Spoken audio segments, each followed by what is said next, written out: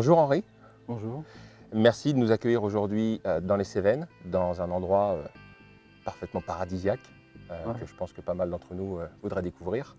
Pas trop, Pas trop non plus, c'est pour ça qu'il est paradisiaque. exactement. Donc aujourd'hui, vous êtes apiculteur donc maintenant depuis plus de 30 ans et vous avez eu une vie d'apiculteur, on va dire traditionnelle, en apiculture classique, et vous avez basculé sur une apiculture totalement différente. Expliquez-nous un peu ce passage de l'un à l'autre. Oui, rapidement dit, oui, effectivement, j'étais apiculteur professionnel, c'est-à-dire un apiculteur de production de miel principalement, et j'en ai très bien vécu. Et j'ai fait, oui, effectivement, une trentaine d'années dans cette profession. Bon, et puis j'ai pris ma retraite, et puis j'ai voulu oublier les abeilles, Ouais. les récoltes de miel, les transhumances, les seaux de miel à transporter, les mises en pot, etc. J'ai voulu changer de vie, mais ça m'a rattrapé 2 ans après à peu près, avec la rencontre avec Yves-Élie Laurent, qui est président de notre association L'Arbre aux Abeilles, D'accord. qui m'a fait découvrir les ruchetrons. Les ruchetrons, je les connaissais, parce que comme j'ai transhumé dans la région pendant des années, je les voyais de loin. Pour moi, c'était le passé, c'était l'apiculture ancestrale, très jolie carte postale. Et puis, grâce à Yves, je m'y suis intéressé. C'est-à-dire, j'ai fait les premiers pas, je suis rentré dans des ruchetrons. En premier lieu, je suis déjà tombé fou amoureux des ruchetrons. Sans notion d'apiculture particulière, l'objet, le schiste, le châtaignier, les cévennes. Voilà. Et ces œuvres d'art, parce que c'est des œuvres d'art qui sont façonnées par la nature, pas par la main de l'homme, encore que si l'homme participe, puisqu'il choisit les troncs, il choisit les lauses, il les taille. Donc tout ça, ça fait partie d'un ensemble. Et chaque fois, c'est une galerie d'art. Chaque fois que je visite un ruchetron, voilà. Et puis les abeilles vont avec. Alors j'ai remarqué une chose, c'est que beaucoup des ruchetrons étaient vides de leurs abeilles. Je pense que c'est les conséquences de la raréfaction de la flore mellifère, qui est générale dans toute la France, même chez nous, du varroa, et puis de beaucoup d'autres choses, pesticides, bien qu'ici en Cévennes on soit un peu à l'abri de ces choses-là. Voilà, tous ces éléments ont fait que les ruchetrons se sont vidés de leurs abeilles. Mais comme dans celui-ci, c'est pour ça que je vous ai amené dans ce ruchetron, qui est dans une vallée complètement enclavée, à l'abri des incursions, des transhumants, et puis de tout ce qui est apiculture conventionnelle, il restait, quand je suis arrivé, quand je l'ai découvert, ce ruchetron, il restait 8 colonies, 8 souches, dans des ruches, certaines qui sont plus que centenaires, puisque certaines ont plus de 200 ans.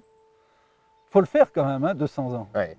200 ans, nuit, jour, tous les jours de l'année, l'hiver, l'été, le soleil, le gel, la neige, et être toujours là. Ça, je trouve ça extraordinaire. Avec des lauses qui parfois font 20 kg à supporter comme ça sur leur petit dos. Moi, je trouve ça extraordinaire. Et donc, dans ce rucher, il restait 7 ou 8 colonies de souches très anciennes qui avaient résisté, elles, au varroa, au frelon asiatique, puisque ici, on est dans une région où le frelon asiatique sévit quand même pas mal. Voilà.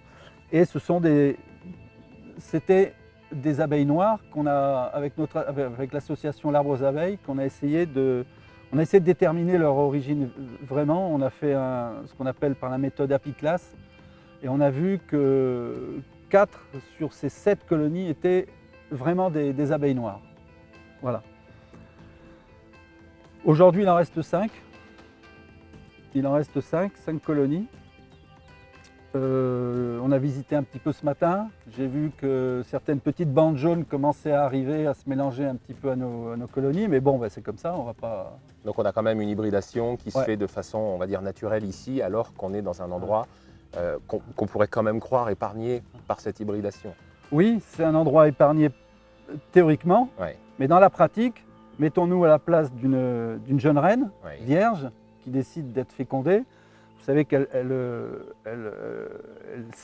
recherche les endroits où il y a ce qu'on appelle les lieux de rassemblement congrégation. de faux-bourdons. Ouais. Donc ça les oblige à aller là où il y a les faux-bourdons. Et là où il y a les faux-bourdons, c'est là où il y a des abeilles en général, hein, c'est dans des lieux bien particuliers.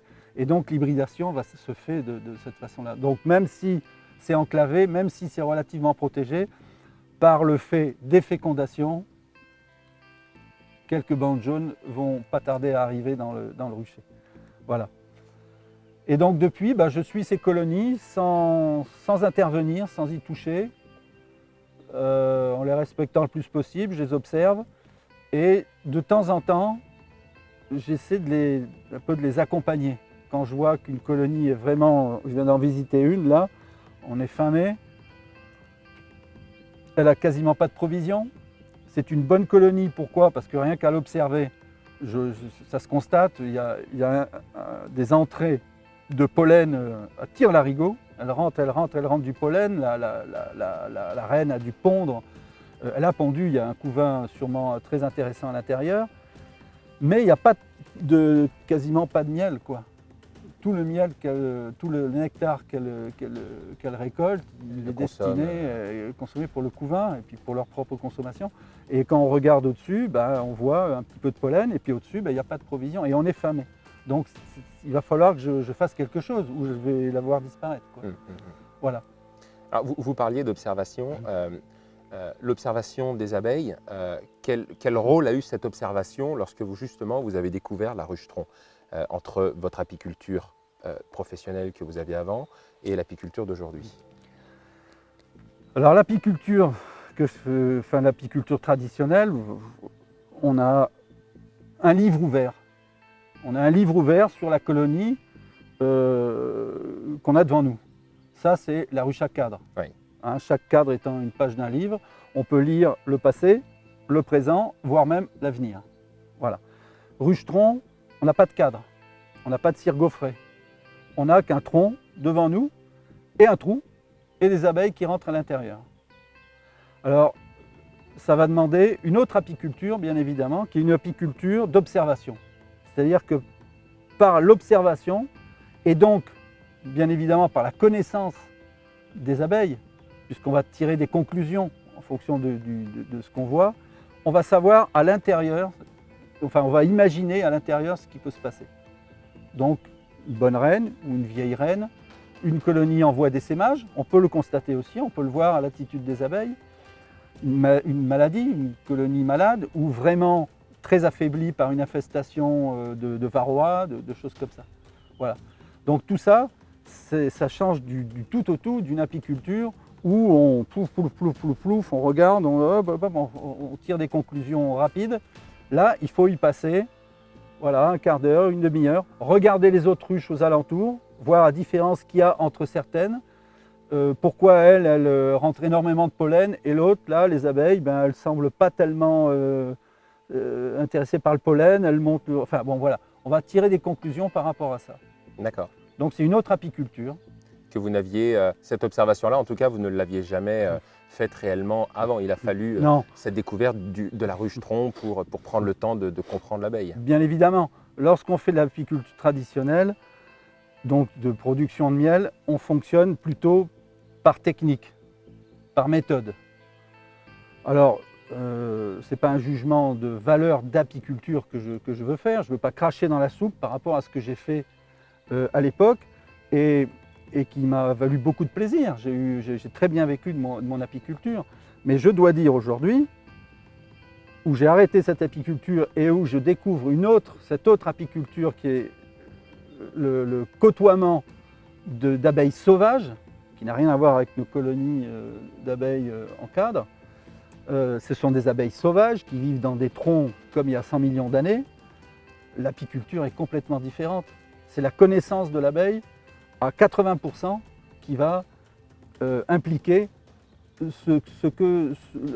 ma façon de me tenir par rapport à cette ruche. Voilà, c'est mon comportement par rapport à cette ruche. La technique, en tout cas, découle de cette observation et de cette compréhension de l'abeille à 80%. Bien sûr. D'accord. Voilà, c'est un peu un regret que j'ai. Moi, des fois, je m'amuse à dire que j'ai découvert les abeilles, pourtant après 30 et quelques années d'apiculture, j'ai découvert les abeilles avec la ruche-tronc.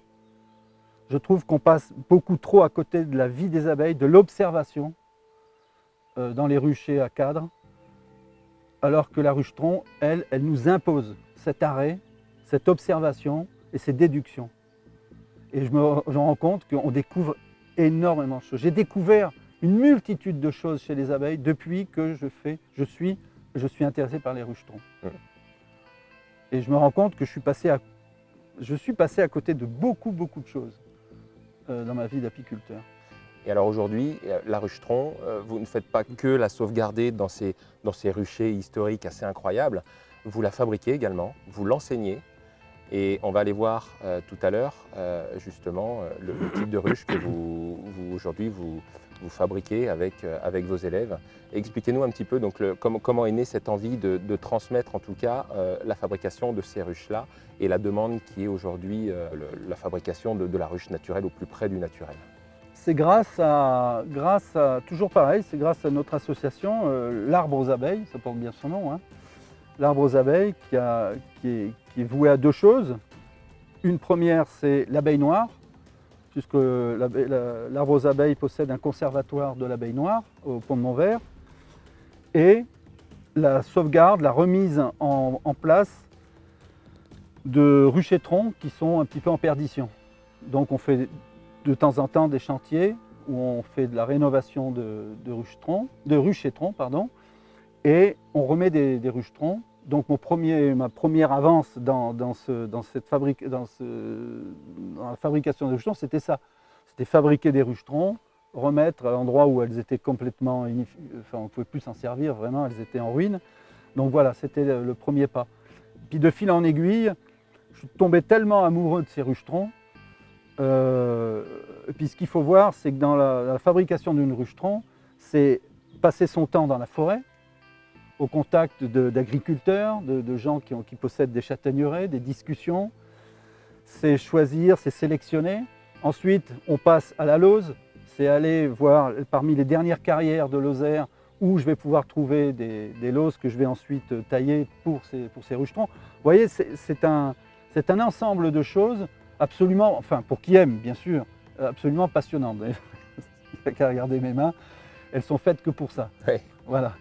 Hein, donc je passe effectivement maintenant mon temps à creuser des troncs parce qu'il y a une prise de conscience d'une grande partie d'une certaine catégorie de gens qui s'intéressent à la disparition, aux difficultés que connaissent l'abeille et qui se disent « Bonsoir, moi j'ai un terrain, moi j'ai un jardin, moi j'ai un parc, moi je me suis toujours intéressé aux abeilles, j'ai jamais réussi à faire un pas. Et puis je ne veux pas de ces cas, de cette cire gaufrée dans laquelle on trouve des molécules de thymol, dans laquelle on trouve des molécules de ce que vous voudrez, d'anitrase, etc. Je veux quelque chose de pur. Je veux rencontrer l'abeille sauvage d'il y a 100 millions d'années dans son habitat naturel, un tronc d'arbre. Voilà, moi c'est ça que je veux. Et ces gens-là, il y en a de plus en plus. Donc voilà, quand on me demande, je fabrique une ruche-tronc, puis je sais qu'elle va partir n'importe où, à Paris, en Bretagne, dans les Ardennes, en Ardèche, voilà. Donc ce qu'on va faire, on va aller voir cet atelier de fabrication et puis on va pouvoir également regarder tout ça d'un peu plus près. D'accord. On fait comme ça? Allez, on y va. Allez, on y va, on va redescendre le coteau et puis on va traverser les Cévennes. C'est parti. C'est parti.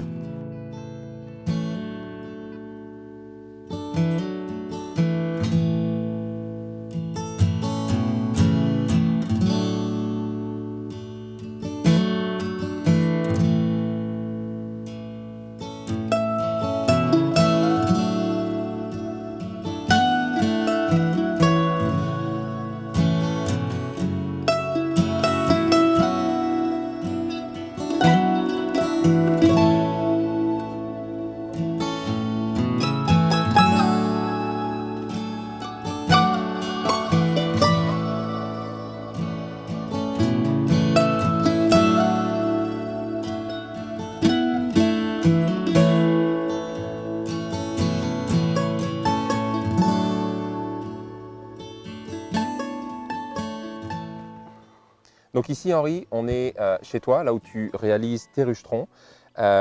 Donc ce que je constate déjà, c'est que tu utilises apparemment que du châtaignier. Donc est-ce que déjà tu peux nous expliquer l'essence, la raison pour laquelle tu utilises cette essence de bois? Alors le châtaignier, on est en Cévennes. Oui. On est en Cévennes Le châtaignier a une place importante dans la forêt cévenole pour des raisons économiques et puis des raisons d'histoire. Hein. Le châtaignier il a une longue histoire dans les Cévennes. Et nous, ce qui nous intéresse, et c'est ce qui d'ailleurs a fait que la ruche-tronc est devenu un patrimoine dans les Cévennes, c'est que le châtaignier est un bois imputrescible. D'abord, on en trouve un peu partout. Et puis, c'est une essence qui est imputrescible. Parce que les ruches-troncs, elles se sont faites dans toute la France. Ce n'est pas propre aux Cévennes. Ça s'est fait un peu partout en Normandie, enfin, dans tous les coins. Sauf que ça se faisait un petit peu dans n'importe quelle essence. Parce que les ruches-troncs, ça reste une ruche-tronc. Les abeilles, à l'origine, elles ne cherchaient pas un châtaignier. Ah, voilà un châtaignier, on va habiter là. Du moment qu'il y avait un trou dans un arbre, elles y habitaient. Seulement, elles ont disparu, toutes ces ruches-troncs. Elles ont disparu parce que les bois n'étant pas imputrescibles, ils disparaissaient, le rucher disparaissait, puis personne s'en occupait. Et ensuite, les ruches acades sont arrivées, et puis tout ça a disparu. Chez nous, dans les Cévennes, les ruchers-troncs, d'abord, c'était des sites, vraiment des sites à flanc de montagne, et uniquement garnis d'un bois qui était imputrescible. Donc, on retrouve toujours des ruches qui ont certaines 200, 250 ans, qui sont toujours en place. Voilà donc pourquoi le châtaignier, c'est notre essence de prédilection pour une question de disponibilité et de temps. Alors ici on a différents stades d'évolution ou en tout cas d'avancement d'une ruche-tronc. Donc là je vois qu'il y a juste l'ébauche qui est commencée et puis on va jusqu'à une ruche-tronc dont tout l'intérieur a été évidé. Donc ouais, alors ce tronc qui est à l'état d'ébauche, effectivement, il y a déjà une première opération qui consiste à enlever l'écorce. Beaucoup de gens me disent « non, laissez l'écorce, je veux garder l'écorce ». Ben non, l'écorce, on l'enlève, on l'a enlevé de tout temps, tout simplement parce que l'écorce, elle garde de l'humidité et elle favorise une faune à l'intérieur entre l'aubier et l'écorce qui va esquinter le tronc, hein, des mousses, des champignons, voilà. Donc on enlève l'écorce, ensuite on va passer en première phase, une phase que j'aime pas particulièrement faire, c'est la tronçonneuse. À l'époque, on travaillait avec des tarières, c'était relativement long, on trouve plus de tarières déjà, ou très rarement, et puis c'était très très long. Ça c'était pour pouvoir transpercer le tronc de façon à ce qu'on puisse enlever les fibres beaucoup plus facilement après avec les outils adéquats. D'accord. C'est-à-dire, voilà, tiens, je vais présenter, ça c'est la gouge. C'est un outil qui se travaille qu'à la main et c'est son propre poids qui fait l'effort, qui fait le travail. Je montrerai après. Et le ciseau, alors lui par contre il se travaille à la masse. Voilà, ça par contre, ça se travaille à la masse. Hein. La gouge, jamais à la masse. D'accord. Voilà. Donc, mais avant d'en arriver là, il faut libérer toutes les énergies qui sont dans le tronc. Dans la fibre. Par la tarière ou aujourd'hui, j'allais dire malheureusement, puis à la fois heureusement, à la tronçonneuse. La tronçonneuse, en fait, à l'intérieur, je fais une espèce de sablier. J'attaque d'un côté de façon pyramidale, un peu comme ça. Je tourne le tronc pyramidal et j'arrive à un sablier. Là, les fibres sont libérées. Et je peux travailler, ensuite, attaquer mon travail en premier lieu avec le ciseau. Le ciseau. Voilà, après c'est un travail de...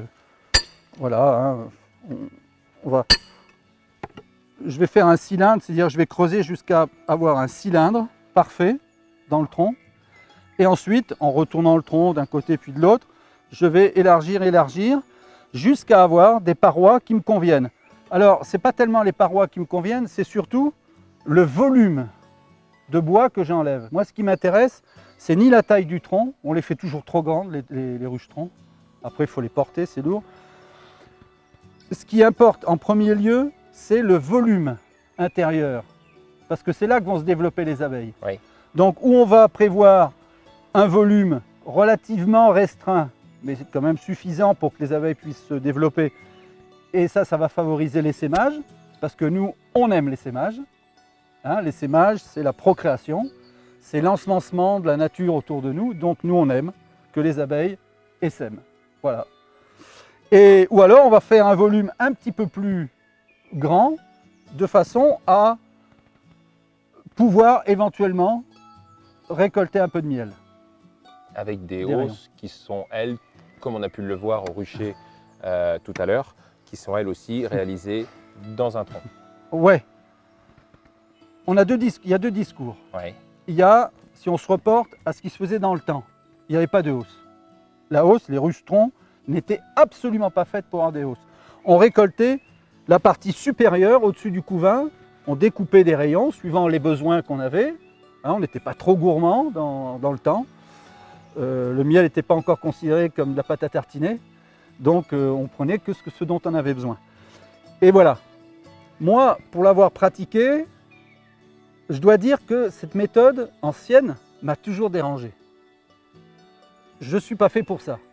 Creuser dans la rucheton, découper des rayons, avoir des coulures de miel, c'est une opération qui est traumatisante pour les abeilles, qui finit avec le temps, quand on a 5-6 ruches à faire, à être traumatisante pour l'apiculteur. Il y a une notion de pillage. Ouais. Bon, alors à l'époque, ils s'en foutaient complètement, ils avaient plein de ruches, etc. Bon. Aujourd'hui, moi je me suis rendu compte que si on mettait une petite hausse, tronc, on creuse un tronc, on met des croisillons, etc. D'abord esthétiquement c'est assez joli, et puis ça permet de faire une récolte de façon très rapide. On sépare la hausse au moment de la récolte, on sépare la hausse du tronc, ça dure 5 minutes, pas plus, les abeilles ne se rendent compte de rien du tout. On a du miel, on n'a pas touché aux réserves hivernales de la colonie, on referme, hein, une fois qu'on a pris notre hausse, on s'en va à la maison pour presser le miel. La ruche s'est rendue compte de rien et on n'a pas créé de traumatisme. Alors aujourd'hui, moi je préconise ça. Je préconise, mettez des... On s'en fout, ce soit des hausses-troncs, ce soit 4 planches, pas très belles même, ça dure pas longtemps le moment de la récolte. Avec des croisillons, ça c'est hyper important, à l'intérieur.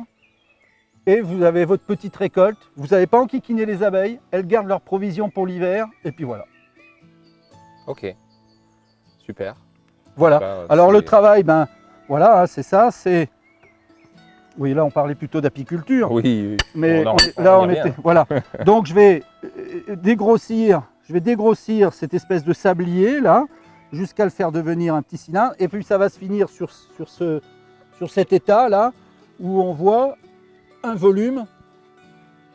Voilà, un volume à quelque chose près, si on prenait, ça équivaudrait à peu près à un volume de Langstroth. Hein. Oui, il y a quand même une, il y a quand même une belle... Voilà. Là, la colonie peut se développer largement. Elle va mettre son couvain au milieu, par là. Ensuite, elle va monter à partir de là, ça va être des réserves au-dessus. Voilà, ça c'est classique. Ou je la récolte si j'en ai envie, ou je la récolte pas et elle sème. C'est l'histoire de la rucheton. Ouais. C'est tout ça. Voilà. Bon, ben voilà. Le volume étant parfaitement ouvert, reste quand même quelques opérations, entre autres les clés. D'accord. Les clés, ce sont 3 parties en bois qui vont fermer la ruche sur le dessus, là, et qui vont faire office, non pas seulement de couvercle, mais de fondation.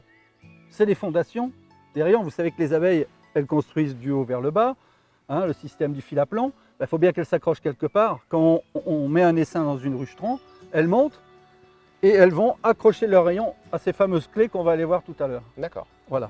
Et ensuite, en descendant, elle s'accroche aux parois de Après, la... elles s'accrochent aux parois, il y a les croisillons, Elle après se on peut enlever tient les dessus. clés, rien ne va se casser la figure. D'accord, Hein. très bien. Eh bien, on va aller voir ça. Voilà. C'est parti.